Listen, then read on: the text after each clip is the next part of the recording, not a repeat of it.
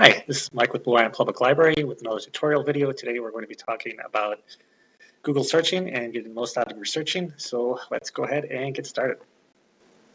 Okay, so let's go ahead and launch our browser of choice and go to the internet. So we have our lovely Google page here. And let's just say, as an example, I want to search for a term, about a horse. So most people understand Google is searching for the keyword. And the first thing that happens is we get our results and we have all these tabs across the top. So if you're searching for anything, we're the alt category by default. Images is nice, gives us a bunch of horses. One thing people don't know is that there is actually a little tools button here where you can search by large size images if you like. If you're doing something for a project or a presentation, you want high quality images, click on the size and go for large images.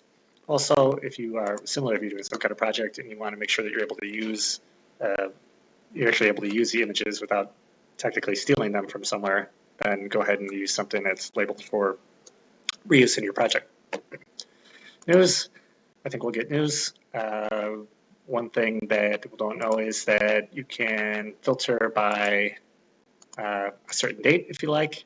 Say if I only want to find important things about horses that came out this week, I can do that, or any other certain time frame. You can also sort by date, and it will give you up to the minute information about your topic of choice.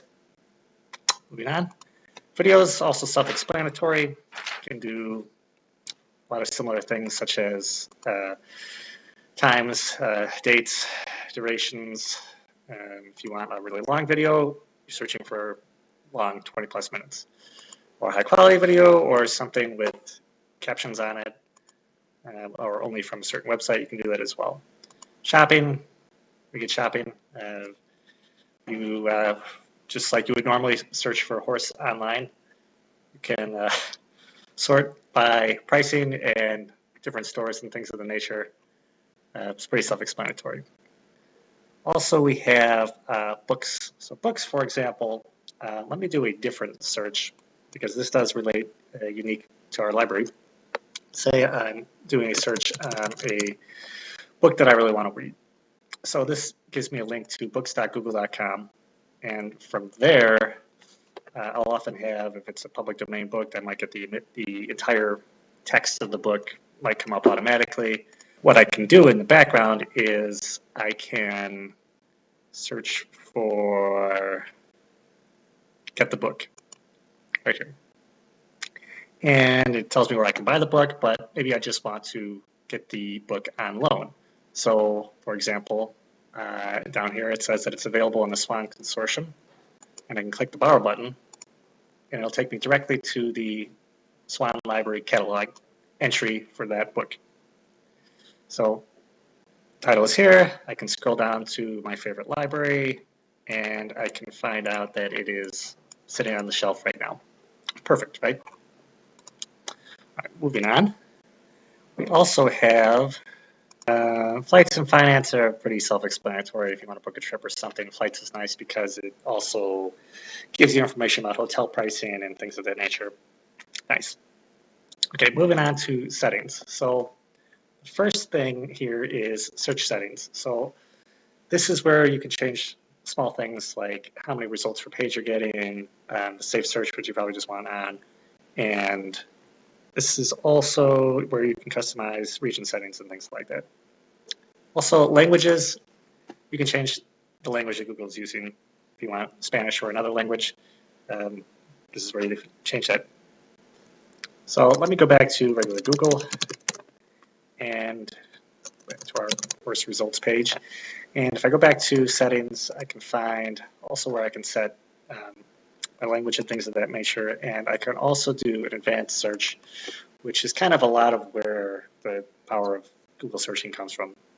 So I'm kind of going to go over some of the basic phrases that really emulate most of this page. So if I say something like, yeah, put the keyword or and or a dash or something, most of it is kind of just emulating what's already on this page.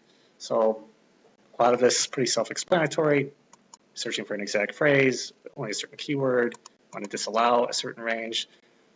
numbers between a certain range, etc., etc. Let's have some real examples. So let's say I am searching for Blue Island, okay? And maybe I'm doing some kind of project and I want images for Blue Island, stuff about my community. I click on images and the first thing I get is a bunch of beaches and oceans and blue skies and blue water and islands. So that's nice, but that's not what I'm looking for. So the first thing I can do is put this in quotation marks, and then I'll always get those two words put together. So if island comes up somewhere on the page and then blue comes up later, I won't get that. I will get exactly blue and then island. My search results will be a little bit better, but still problematic because of these beautiful beaches and water and skies. So the next thing we can do is we can do a disallow, which is simply with the dash.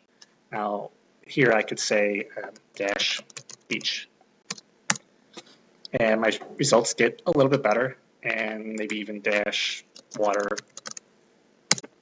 And as you can see, what happens after a while is I start refining my search more and more. Eventually, I'll get to the point where I'm only getting results about Blue Island. So that's helpful. Next, we can search for within only a certain site if we want to. So for example, let's say I'm looking for a tax form or something, and I want, maybe I want a W-9 or something. And we'll get, go back to my all search, we'll get results as expected, but we're getting a number of different sites here. And let's say I'm only interested in stuff that actually comes from the IRS website. I just want official documentation. The keyword you can use is site and colon and then the name of the website. So for example, irs.gov. Now my results change, and everything that is in my results page has to do with irs.gov. That can be helpful in a number of ways. Another thing we can do is we can do file type. So you can say file type, spell it, PDF, for example.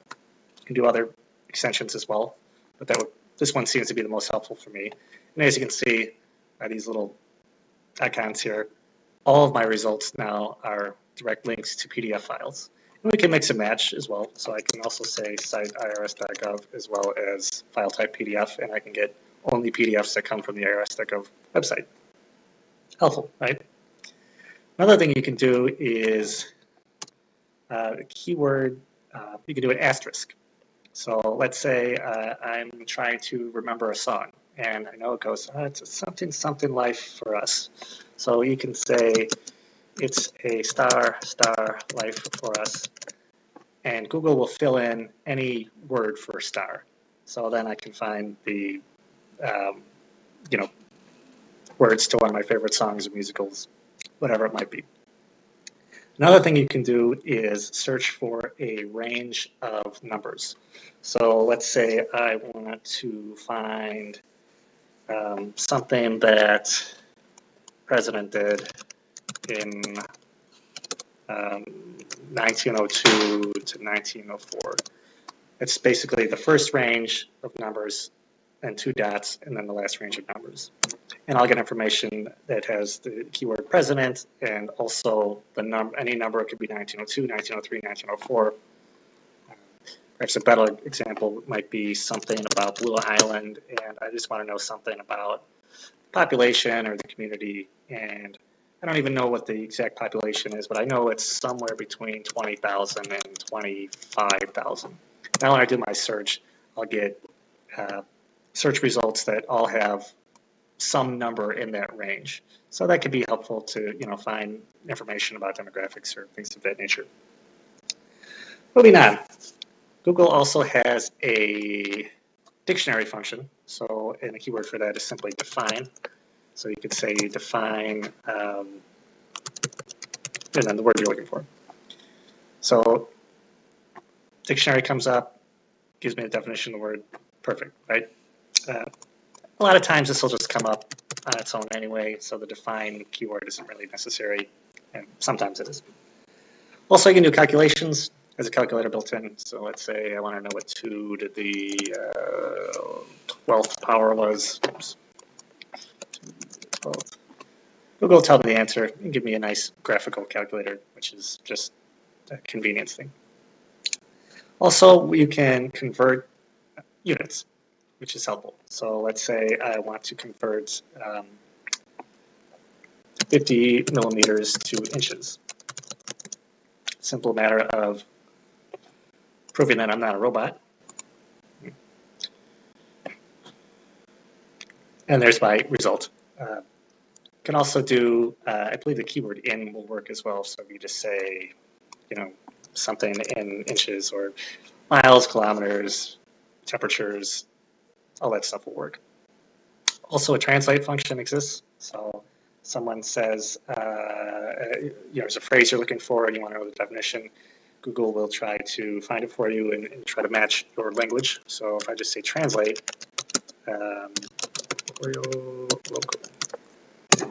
Google will automatically detect that Spanish was the language and tell me what it actually means in English. It can be helpful for a quick lookup. Also has stock functions built in by the stock type, which is uninteresting to me, but maybe someone else is interested. So if I want to look up just Microsoft and I put in their stock ticker name, it'll take me directly to information and historical data about their stock prices. Also, you can look up tracking numbers directly through Google. I don't have an example of that, but I believe you can do UPS and FedEx and probably the US Postal Service. So if you had an entire tracking number, you could just paste it in Google and it would tell you where the package is at. Moving on, directions is another thing you can do. So let's say, and it's just simple as typing directions, say directions to Blue Island Library from, let's just say I'm at 127th and Western. Google will come back with my directions. Right in the browser, it has a map, has directions, tells me how to go by car, by bus, walking, cycling, how long it would take, everything. Also, related to maps, you can also search for the keyword near. So you can do, say I want pizza near Blue Island. It'll give me a map and it'll show me all the places in the neighborhood that do pizza that are near Blue Island. It's helpful as well. And finally, the last one I have for you is weather and the zip code. So that'll tell you the forecast. Maps is kind of one I skipped over, which you probably noticed. Maps is kind of a whole, like, you could spend a great deal of time on maps. So we'll catch that in another one. So I think that's all that we have today, and thanks for your time. See you next time.